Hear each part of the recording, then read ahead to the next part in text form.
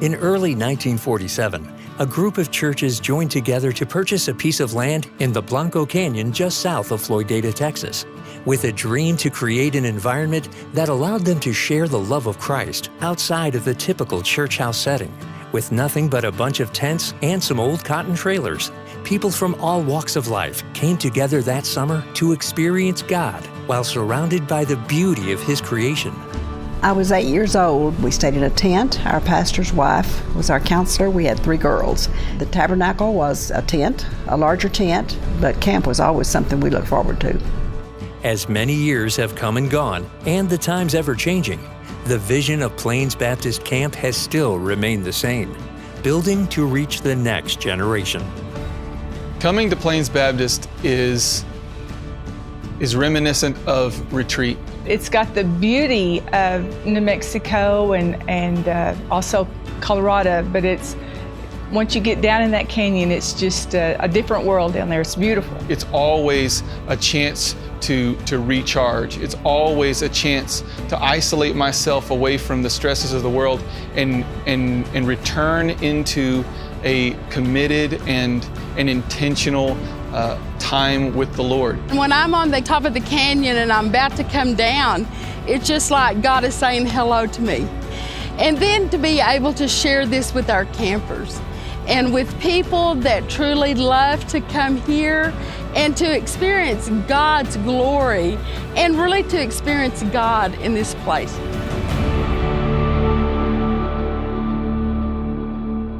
Though many opportunities arise for lasting relationships and memorable experiences to be made, Plains Baptist Camp is not just a place for activities and excitement, but is intentionally cultivated to provide an atmosphere through which lives are eternally impacted. One of the really important moments in my life in youth ministry was standing on the steps of the Silverton cabin whenever I first began to deal with the call to ministry. This is such a different place than anywhere in the Panhandle and West Texas area, that they're really able to sense God's movement, not only in nature, but in themselves.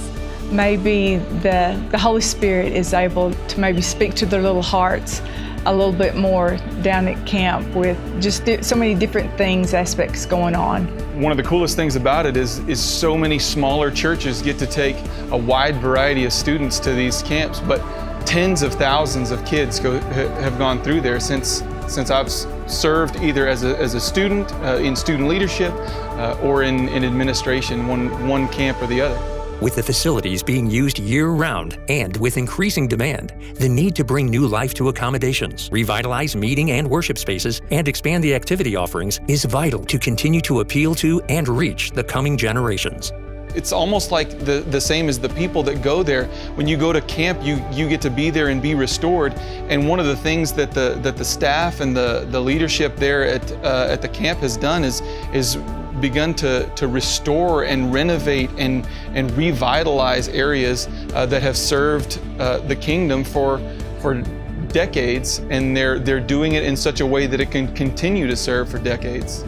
I think one thing that is so important that we need to continually build on is for people to be able to get away from their everyday experiences. These days, you have to appeal to whatever the kids are interested in, so what we were able to do would not work these days, and we shouldn't expect it to. Our ability to make the much-needed renovations is rooted in the financial support and continued investment of churches and individuals alike who are passionate about seeing young lives changed by the power of the gospel. Your gift will have a direct and life-changing impact on every single individual who attends a camp or retreat for years to come. The next generation is important to us because it's our children and our grandchildren. What we're going to be able to give children and youth and young married couples and staff is an opportunity just to be still and listen to God. And if we miss out on that right now, we're going to miss out on the next generation of people to really understand what it means just to sit and relax and listen. Building up the facilities may seem like that one thing that is not ministry, but it absolutely is. We are creating opportunities. we're creating opportunities for churches to come in and serve these individuals who don't know the Lord. And it's important for us as individuals and as churches to invest in this. I'm not going to be here in 100 years, but this camp is.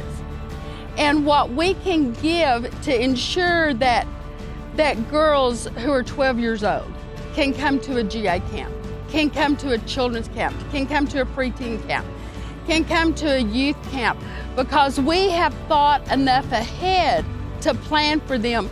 I think we're all going to win spiritually and eternally. They did those things in order that I would be able to go to camp, and I'm doing those things so that my children can go to camp.